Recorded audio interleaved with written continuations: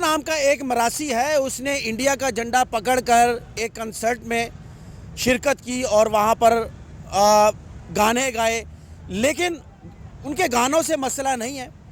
मसला तब पैदा हुआ जब उसने दुश्मन का झंडा हाथ में पकड़ा और अपने आप से लपेटा। उसने जब तनकीद का निशाना बनाया गया तो उसने कहा मैं दोबारा ऐसा करूँगा। उस मरासी ने कहा, तलहा उसका नाम है उस मरासी का, और वो गाने गाता है, रैप जैसे जो चलता है वो उस किस्म के वो गाने गाता है। लेकिन दुश्मन का झंडा अपने आप से लपेटने से पहले उसने नहीं सोचा कि हमारे मसाजिद पर जो मज़ाइल गिराए गए, हमारे मदरसे में जो बच्चे पढ़ रहे थे उनको शहीद किया गया, सियालकोट में क्या हुआ, उसके बाद रावलपिंडी में जो मज़ाइल गिराए गए, यानी कि मुरीदके में जो मज़ाइल गिराए गए, जो हमारे जवान, जो हमारे बच्चे शहीद हुए, जो रोज़ाना दहशत गर्दी के नज़र हो रहे हैं, जो रोज़ाना हमारे मुल्क में आकर बॉर्डर पर या LOC पर या पूरे पाकिस्तान के अंदर ये दहशत गर्दी फैलाते हैं, यहाँ तक नहीं सोचा। लेकिन चंद टकों की खातिर, फेम की खातिर, फॉलोवर्स की खातिर, पैसे की खातिर दुश्मन का झंडा बड़ी आसानी के साथ हम लोग पकड़ लेते हैं। अब वो वायरल भी हो गया है, अब उसको पहचान मिल गई है कि ये तलहा है।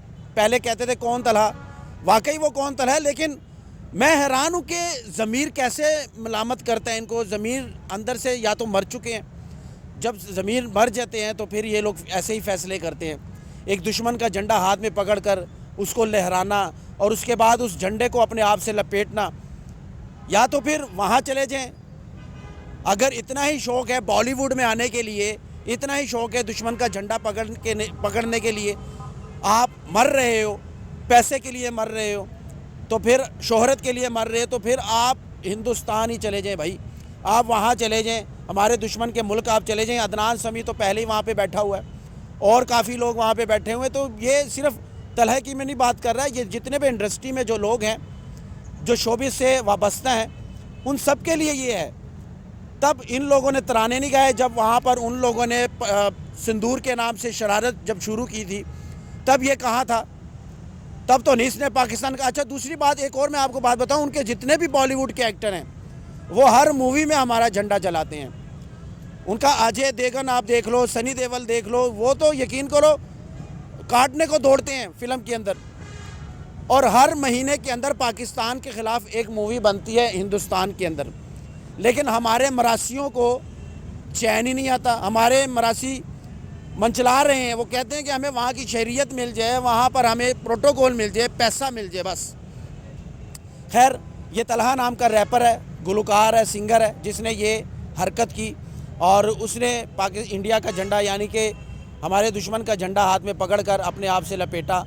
और वहाँ पर वो जो तकरीब हो रही थी वहाँ पर उसने अपने फ़न का मुजाहरा किया। खैर, ये सारी सूरत हाल है और झंडा पकड़ने से पहले इसको सोचना चाहिए था कि दुश्मन क्या कर रहा है हमारे मुल्क के अंदर, हमारे बच्चों के साथ, हमारे शहरियों के साथ, पाकिस्तानियों के साथ किस किस्म की दहशत गर्दी वो फैला रहा है। अफ़गानिस्तान के रास्ते से जहाँ से भी उसको मौका मिलता है वो पाकिस्तान को नीचा दिखाने की भरपूर कोशिश करते हैं। और फिर उस मुल्क का आप झंडा उठाते हैं और फिर आप बताते हैं कि ये ऐसा नहीं, मैं दोबारा करूँगा। तो आप करें, आप किसको कहते हैं? बहरहाल ये सारी सूरत हाल है।